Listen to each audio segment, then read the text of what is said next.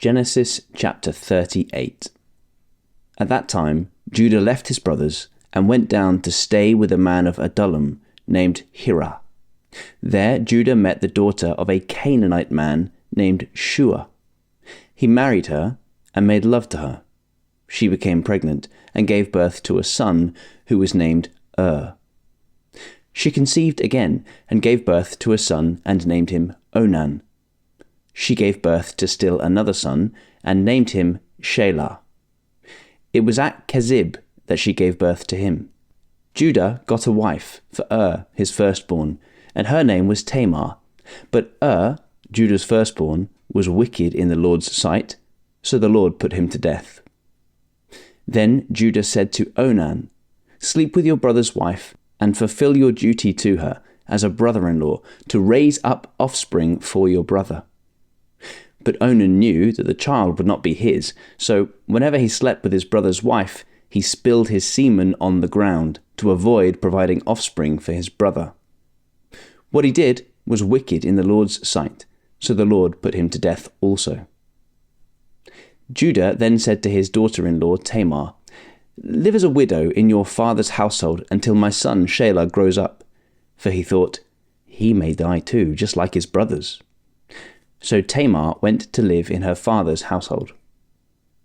After a long time, Judah's wife, the daughter of Shua, died.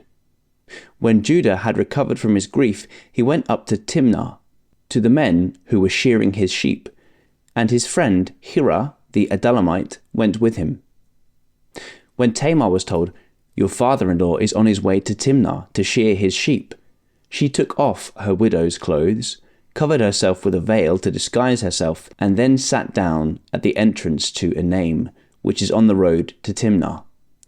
For she saw that, though Shelah had now grown up, she had not been given to him as his wife. When Judah saw her, he thought she was a prostitute, for she had covered her face, not realizing that she was his daughter-in-law. He went over to her by the roadside and said, "Come now, let me sleep with you." "And what will you give me to sleep with you?" she asked. "I'll send you a young goat from my flock," he said. "Will you give me something as a pledge until you send it?" she asked. He said, "What pledge should I give you?" "Your seal and its cord and the staff in your hand," she answered. So he gave them to her and slept with her, and she became pregnant by him. After she left, she took off her veil and put on her widow's clothes again. Meanwhile, Judah sent the young goat by his friend the Adullamite in order to get his pledge back from the woman, but he did not find her. He asked the men who lived there, "Where is the shrine prostitute who was beside the road at Enaim?" "There hasn't been any shrine prostitute here," they said. So he went back to Judah and said, "I didn't find her. Besides, the men who lived there said there hasn't been any shrine prostitute here." Then Judah said, "Let her keep what she has, or we will become a laughingstock. After all, I did send her this young goat, but you didn't find her." About 3 months later, Judah was told, "Your daughter-in-law Tamar is guilty of prostitution, and as a result she is now pregnant."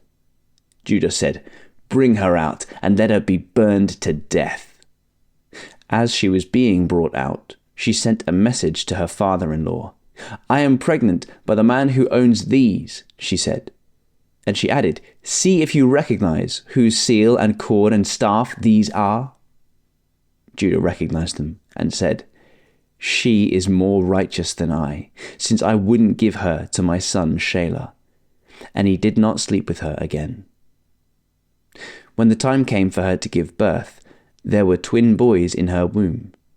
As she was giving birth, one of them put out his hand, so the midwife took a scarlet thread and tied it on his wrist and said, "This one came out first."